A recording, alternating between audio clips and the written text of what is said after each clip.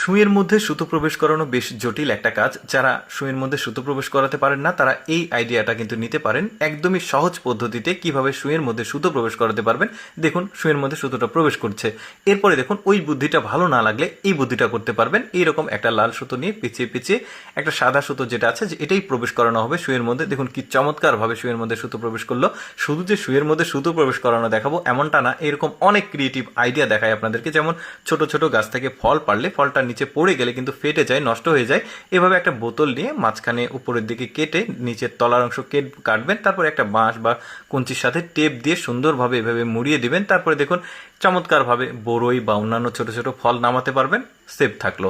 তারপরে দেখুন মাজুনি দিয়ে যখন আমরা কোনো থালা বাসন মাছ পরিষ্কার করতে যাই তখন কিন্তু একটু ঝামেলা হয়। এভাবে একটা বোতল কেটে নিয়ে সুতো লাগিয়ে দেখুন এভাবে মুখিটা আটকে দিয়ে খুব চমৎকারভাবে কিন্তু আপনি এই যে থালা বাসন পরিষ্কার করতে পারবেন। দারুণ আইডিয়া। তারপরে দেখুন বেসিনে অনেক সময় ময়লা জমে যায়, তখন কিন্তু বেসিনের পানিটা বন্ধ হয়ে যায়, আটকে যায়, তখন অনেকটা ঝামেলা হয়। আপনারা এরকম একটা বোতলে পানি ভরে নেবেন, তারপরে পাইপটা পানির মধ্যে একটু কানেক্ট করে দিয়ে টেপ দিয়ে সুন্দরভাবে মুখটাকে লাগিয়ে দিবেন, দিয়ে চাপ দিলে দেখুন যত ময়লা সুন্দরভাবে বোতলের মধ্যে চলে আসছে। দারুণ আইডিয়া। তারপরে দেখুন অনেক সময় আমাদের প্রিয় চার্জার কিন্তু অনেক সময় ডিস্টার্ব করে, নষ্ট হয়ে যায় গোড়ার দিকে।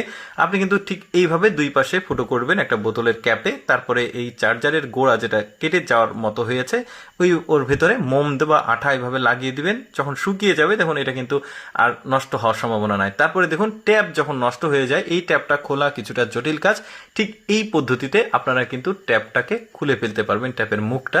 এটা কিন্তু অনেক সময় টানাটানি করতে গেলে ভেঙে যায়, তো এই বুদ্ধিটা খাটিয়ে কিন্তু আপনারা ট্যাপটাকে খুলতে পরিষ্কার করতে পারবেন।